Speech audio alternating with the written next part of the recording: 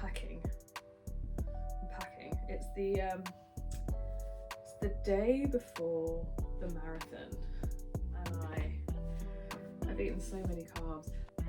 My friend is driving me to her house because there's a whole thing, but I'll be getting the train back. So actually, like, I don't have a small suitcase, and I don't think my gym bag is going to be big enough.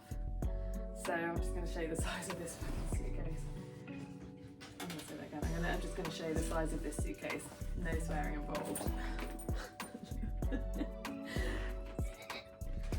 This is food. This is all the food I have to eat before I start. They're inside out at the moment, but I've got jogging bottoms for after. If you remember from my first ever video, these shorts are, go slightly lower, but these shorts are really, really good. They're compression shorts. So I'm gonna wear these over the top. This is my favorite top. It's got the like LHG logo, and again, LHG logo, Stance, who are the brand that made it, are on the sleeve. And then, I don't think you guys have ever seen this, but on the back, it's got the Backyard Ultra, which is a race I did last year. And then, sports bra. What else do I need? My running vest. You've obviously seen it before, many a time.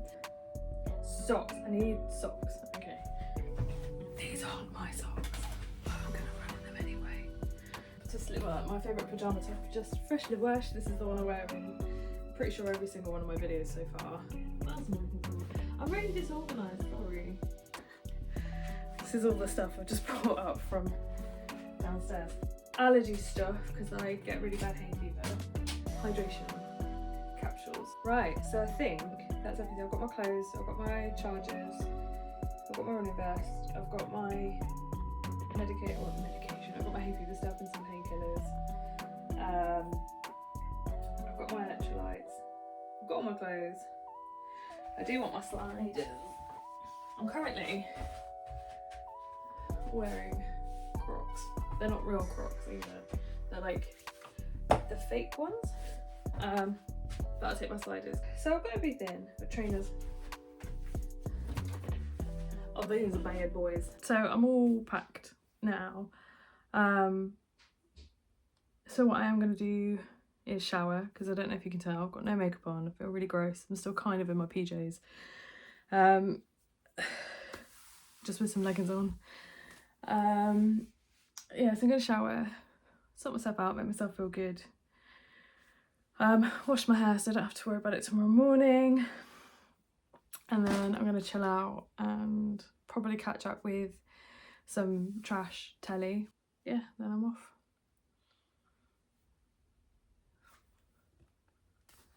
Whoa! Where is she? I can't see her! I'm also still in the driver's seat. I should probably move. I'm also trying to get the last of my carbs in for the day, so I'm eating a plain tortilla. Where is she? Don't know. I don't know where she is. It's a really beautiful evening, like weather-wise. So I'm stoked about that. Whoops. Last of my carbs. I ate the biggest bowl of pasta I think I've ever eaten, and I felt like the Grinch in the animated version, you know, when he looks really stressed and he's eating pasta. I don't really know the context, I've not seen the movie, but where is she? Oh my god. Oh, she's coming. Oh Lord, she's coming. Yeah, she's coming, which means we gotta go. Oh shit. That's how she said it. Yeah, excited. So that was gross. Hello. I'm just about to go to bed. I've got to talk quite quietly because Shannon and her partner have already gone to bed. But yeah, we drove here and I'm all ready for tomorrow. All my stuff is like ready for the morning. And and then I sat downstairs and had a bit of a catch up with Shannon. So it's yeah, it's bedtime now, and I'm in my favourite PJs. Yeah, all ready for the morning. I've set my alarm for 6:30, so yeah, hopefully I'll be able to get some sleep. I'm quite nervous, but like I know I can do it, and the things that I'm nervous about are things that I have control over, and I might as well talk about it.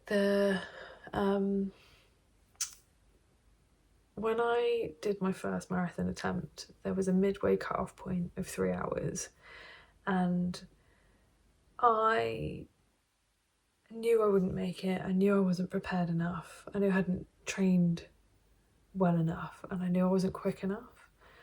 And I also knew that my injury was going to hinder me if it got triggered, and it did. And I missed the cut-off by minutes, and I knew I would, and I knew I wasn't able to do it in that time, and I kind of got in my own head about it, and like before the race even started. And so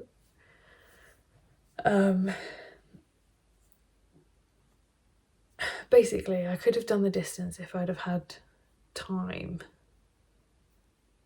but I didn't have the time that I wanted, so I'd have probably come out with about 6.5 to 7 hours, and I ended up having to walk quite a way of it, whereas like now I know I can run that distance. I've run it before, I've run it a couple of times, so, and the cut-off point is, yeah, less time, but it's also less distance. So instead of it being at 21k, it's at 19k, and those, I know it doesn't sound like a lot, but that 2k makes a massive difference. And I know that my natural running pace that I can keep up for that time will get me there with time to spare. So as long as I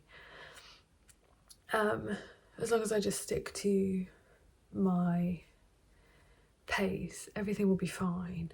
But I think because that's what I failed on before, and yeah, I was injured, but I think because I missed that cut off, I missed it by like a couple of minutes. Like it wasn't long, but that, I think it was just such a big worry of mine at the time, and I think that's why it was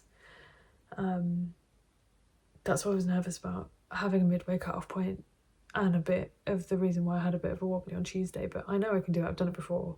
I've done it a bunch of times before.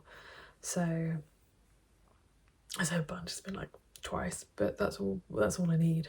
Not only have I done it twice, I've done it twice when I've been going deliberately slower. It's all going to be fine. So yeah, excuse me. So that just keeps moving in my head. So I just keep getting this like rising of like anxiety of like, well, that's what caused you to fail last time. And then me be like, yeah, but I've done it twice since then, in that time. It's all fine. And my pace is consistently fast enough to do it well. So yeah, so I'm thinking it's a little bit annoying that I've had to like reverse my race strategy and go against what everybody's saying, and have to go quicker in the first half and then slow down in the second half a little bit. There is still that 6 hour cut-off point, so I'm just gonna have to like manage my pace, but it's fine, you know, it's all gonna be fine, and I know it's gonna be fine, and I think that's why I'm more excited than nervous, but we'll see how I feel tomorrow. But anyway, yeah, I've got everything I need, and I'm just ready to go. So yeah,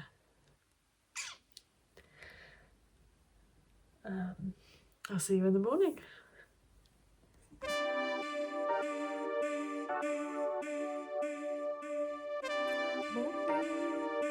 It's race day.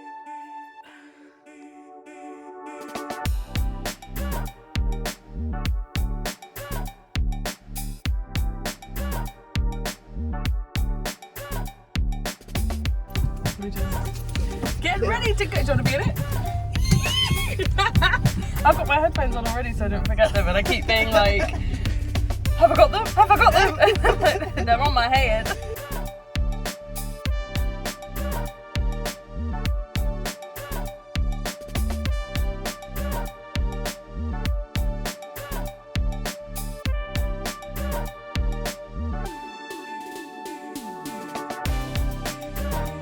Look, I got my It's the day!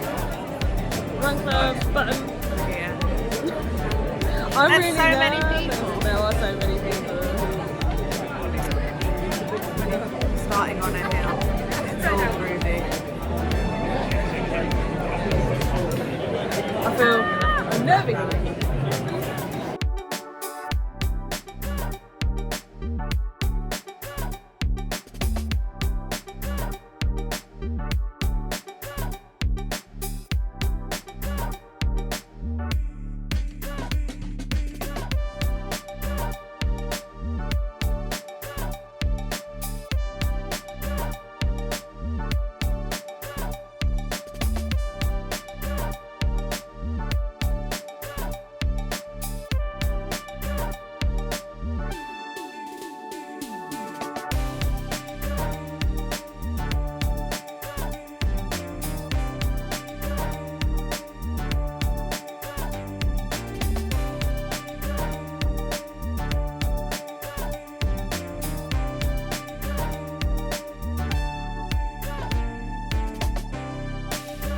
You're doing it! You're doing it!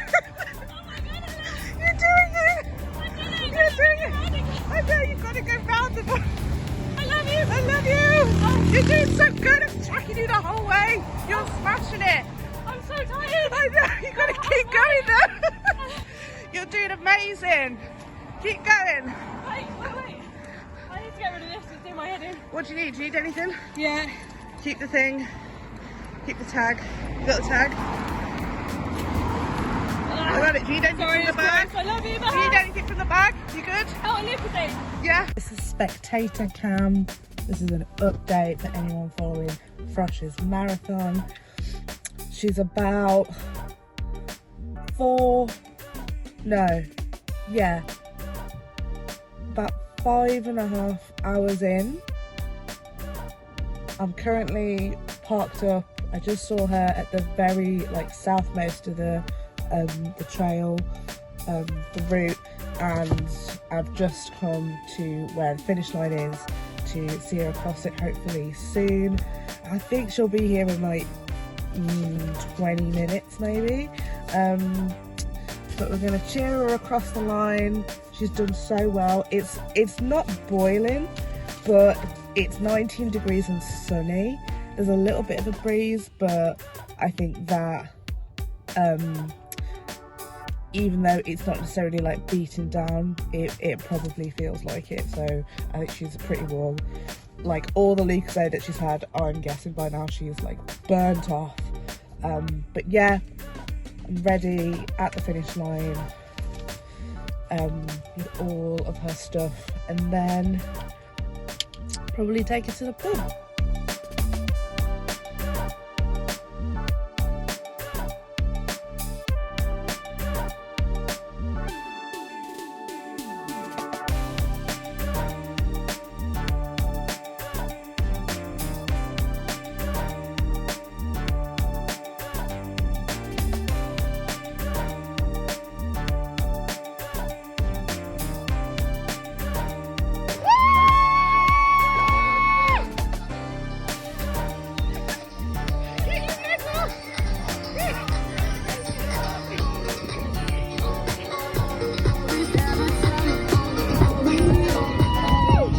So that was my marathon, and yeah, still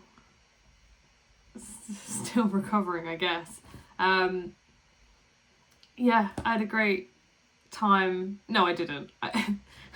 No, I didn't. What am I talking about? That whole race was not stressful, but I was just focusing from start to finish. That's why I've got no footage, because the first half was I was trying to get to the cutoff before the cutoff so that they would let me do the second half. And the whole way, like every time I was thinking about getting my phone out, I was like, no, because if you slow down or anything and you miss that cutoff because you were too busy filming, you'll never forgive yourself. You've already failed a race because you didn't meet that midway point. Keep going. You can film on the second half. And then because the full marathon did 2 laps of the half basically, but the second time had a slightly different route coming back, I was like, oh, I can just film again when I do the same bits. I can just film then when I've got a bit more time. And then it was almost like as soon as I'd done the first half and I'd seen Shannon and I was like getting ready for the second, it was like I was overwhelmed at the fact that I'd been able to meet the cut-off point, that by the time I'd sort of come back to earth, I was already like, oh gosh, I've got so much I need to do, like I need to concentrate. And so in my head I was like, it's almost like ticking off a to-do list. So it was like, oh, I need to take my gel now, and I know that I've got, 1.5k until the next aid station, and then I've got I know I've got a hill in about 3k because I'd met it on the first half, and I've got this, and there's spectators, and there's other runners, and all this, that, and the other. And then it, constantly checking my watch, which by the way has never ever lasted three hours before on a race, and did really, I think,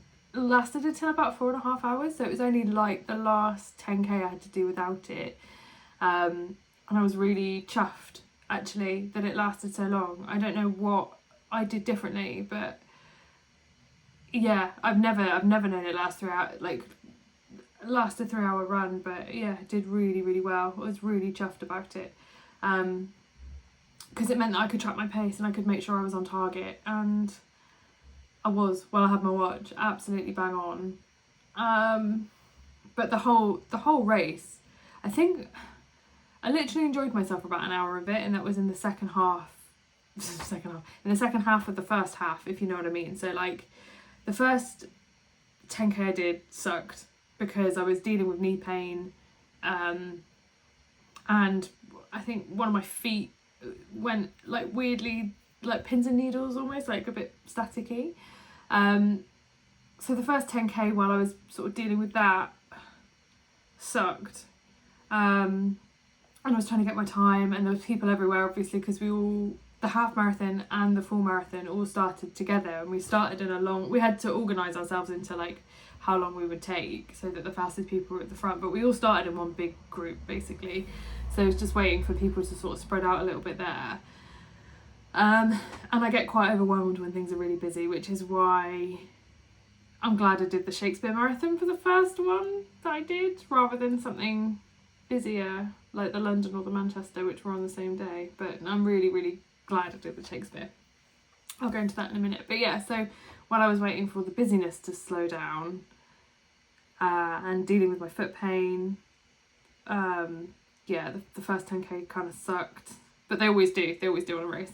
I always feel that way. I did see my friend though from Run Club, who I didn't know was running. I know she'd done it last year, and it was kind of off her recommendation that I thought it would be a good one to do. There's her and another YouTuber that I watch who did the half marathon last year, and it looked amazing. And also Shannon's there, and yeah, lots of reasons. But anyway, so my friend was there, and I was really excited to see her. So we chatted for about 5 minutes at the start, and then she carried on because she had a couple of people that she was running with. And yeah, I'll catch up with her soon, see how she liked the half this year. And then the next 10k, I was right on schedule. I'd run, obviously, as everybody says that they do, I'd run a bit quick in the first 10k so I could relax a little bit in the second. And so for about an hour was feeling really good, starting to enjoy it. Hit the hills and they weren't a problem. Great fun. Had a really nice time. And then what were we on? Probably like the last 3k of that, I was like, right, lock in, try and get to this like the midway point where we split off. And yeah, that was really hard because I was running on gravel, and so my feet weren't getting the traction they needed, so it was like, it slows me right down. Running on like gravel is the worst for me. I hate it. I'd rather just run on like grass. Like, yeah, just really stressed me out. Anyway, so the first time around I was like trying to run on the gravel, trying not to fall over, trying not to injure myself, trying not to strain my old injury, trying not to trigger my knee again, because I was really enjoying the fact it wasn't hurting anymore. And then got to the cut-off point, which was by a aid station. So I threw water over myself and was like, if I'm done, I'm done.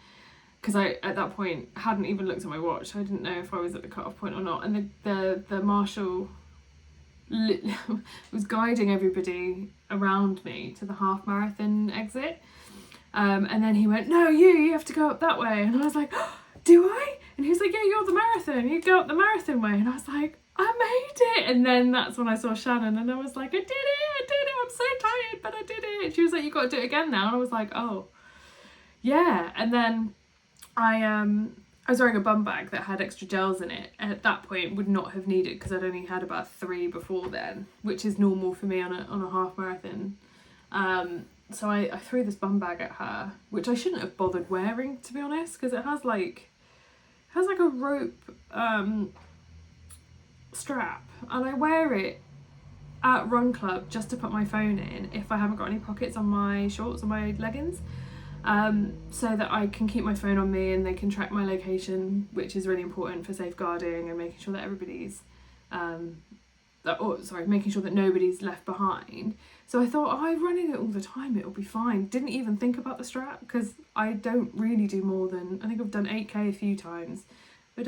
I normally do a 6k, so I've never had to worry about the strap on the bum bag before. But I've got like a band that's like chafed around, that's like still really sore because I'm an idiot. So that's what I was throwing at Shannon. I was like, it's doing my head in. And then, yeah, so I gave that to her, and that was fine. And then the second half, which is when I planned to do some filming, didn't actually do any filming because, like I say, it was ticking off the checklist in my head of being like, okay, aid station here, take a gel here, make sure you're drinking enough, making sure that blah, blah, blah. And then there was a lot of people around, and it was really nice. You know, the second time around as well, people had brought out like sprinklers and hoses and was like keeping everybody cool, which was great, and really refreshing. I had some kid that had like a water bottle that like a spray bottle, like what you use for plants, and she sprayed it right in my face, and she was like, oh, I'm sorry, and I was like, no, it's amazing. Because it was just so hot. And I think the weather forecast said it was about like 19-20 degrees, but it was definitely felt like more. I think it does when you're running anyway. Didn't film, but the end was really hard. Obviously everybody hits that, I think they call it like the wall, or there's other nicknames for it that I've heard this week that I've just forgotten.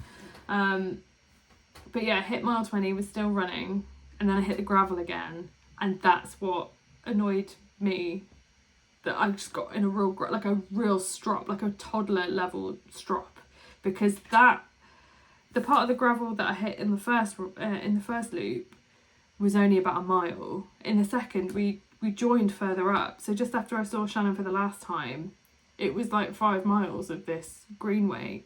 So I just had to cut a little bit out because I accidentally told everybody where Shannon lives, so I'm going to cut that out. But anyway, so when I joined the greenway path,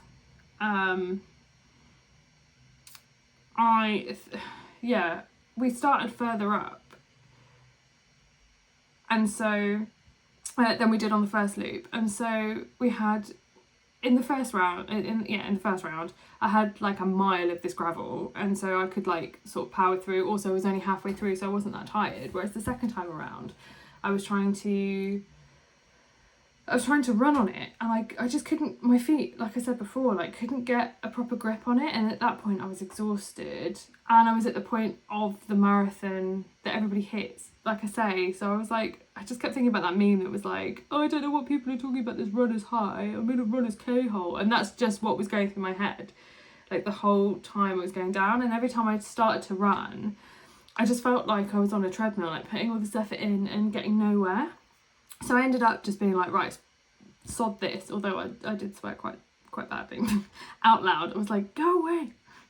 But I was like, sod this. And then I just started power walking, because I can power walk on that terrain, obviously. And coming from hiking into running, it's the same as on a hill. Like if I'm hiking a hill versus running a hill, I'll say that.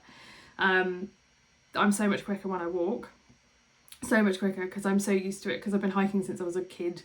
And so that's what I did. I was like, right, I'm going to power walk this, because I'm not getting anywhere when I'm running. And so from about mile 21 to mile 24, I power walked. And I thought at that point, I was like, I'm obviously going so much slower than when I was running on tarmac, so I don't know if I'm gonna make the 6 hours, but whatever. And I power walked, and I was with this lady who'd also come to the same conclusion of like, when I'm walking I'm quicker than when I'm running. And so we were chatting away, and she's from the States, and she was telling me about like her job and, you know, her life over there, and that she'd come over here and it was her first marathon too. And we were, you know, chatting away, and she was really, really lovely. And I kept saying to her, I was like, I'm really sorry.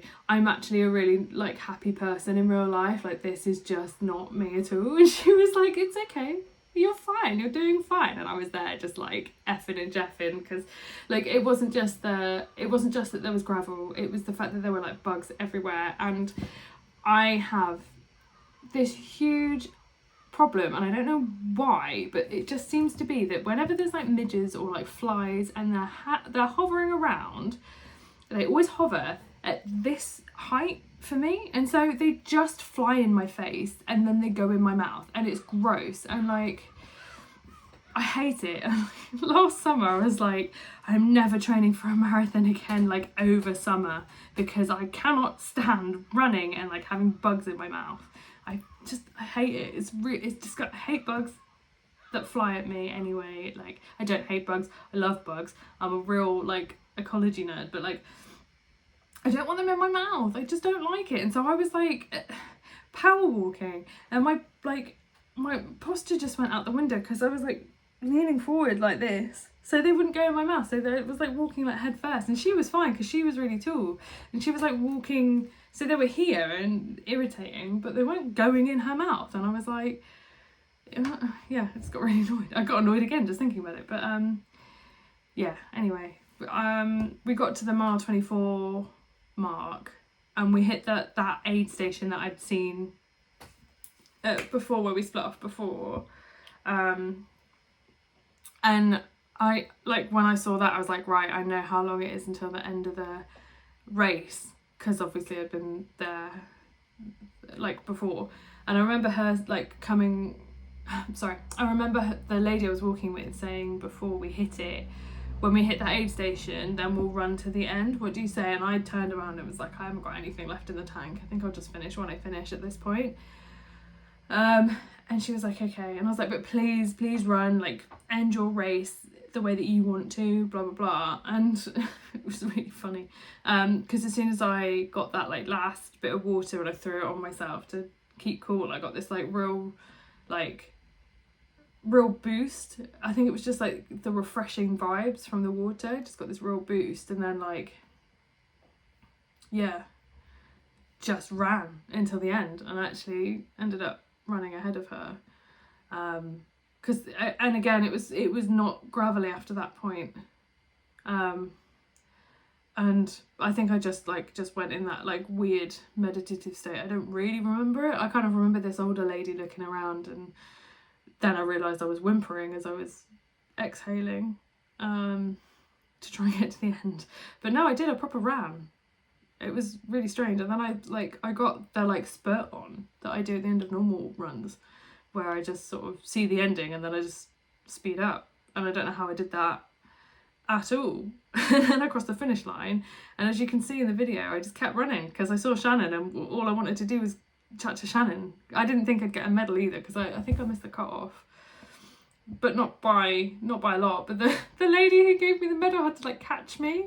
I thought you'd be able to see it a bit better in the video when I first watched it, but you can't see it at all. But she did. She had to be like, stop, and that's why Shannon goes like, go get your medal, because I didn't think I was going to get one. I was like, I just wanted to see my friend and then go home. Yeah, so they gave me a medal. They gave me a bunch of like little goodies that, bless, they didn't have any bags left, so she just handed them all to me and was just stood there holding them like yeah. And then then we wandered around, made my mum cry in what I think was B&Q, could be wrong, but yeah. When I rang her, I was like, woo, got my medal. So yeah, that was that. And then I spent the rest of this week recovering. So yeah, all good things. I'm so chuffed. There's nothing like that feeling at the end of the marathon. The whole thing, if I look back, the whole thing was just hard. But the feeling afterwards has been great. It's definitely like, what do they call it? Is it like type 2 fun? You're just like, yeah, in hindsight, great.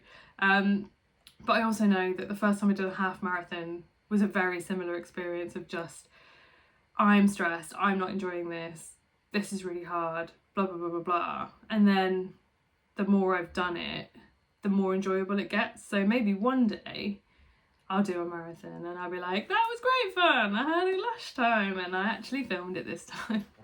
So yeah, I'm really proud of myself. And actually, it's really made the effort that I did last year where I had to stop because I missed the cut-off and because I hurt myself quite badly. It kind of makes this time around and actually finishing, it's kind of made it that bit sweeter. So I'm really happy about that. And I've already put my medal. Ooh, where am I? Is that one in the middle? Yeah, so yeah, it's really nice. And I'm glad I've done it. It's a huge, not weight, because I obviously chose to do it, but it's a huge part of my brain space that's been like freed up. I know I don't quite know what to do with myself, but yeah, it feels good. I went to the gym yesterday. It was my first like exercise since Sunday. So I feel good about that. And then it'll be my first run tomorrow. And I'm actually doing something with the run club and Hoka are opening a new store in Bristol. So we're doing a couple of runs with people who've signed up for it. So I'll be back running. Apparently there's a hill. I don't know how I'm gonna feel, but it'll have been a week, so it'll be great fun. So yeah, if you're seeing this on Friday night, make sure you sign up. I'll put a link on my Instagram. So sign up and join us and help me get up that hill, because I don't know if I'll make it. But yeah, anyway, that was my first successful marathon. And yeah, I've got some plans for over summer, but I'm not going to talk about that now. I've got the Great North Run in September.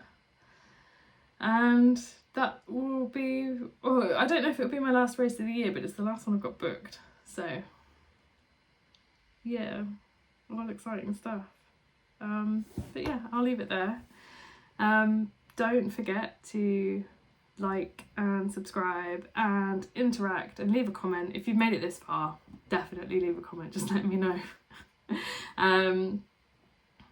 But yeah, I will see you on the next one.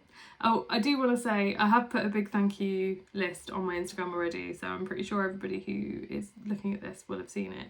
But I do want to say an extra special big thank you to Shannon for looking after me and doing everything that she did on Sunday and going out of her way to like pick me up from Bristol. That's a whole story. She didn't just come to Bristol for, well, she did, but like she had a thing. It was a whole plan. Like, she knows what she did. But yeah, just extra special thank you to to Shannon for going above and beyond and really looking after me. And yeah, see you on the next one.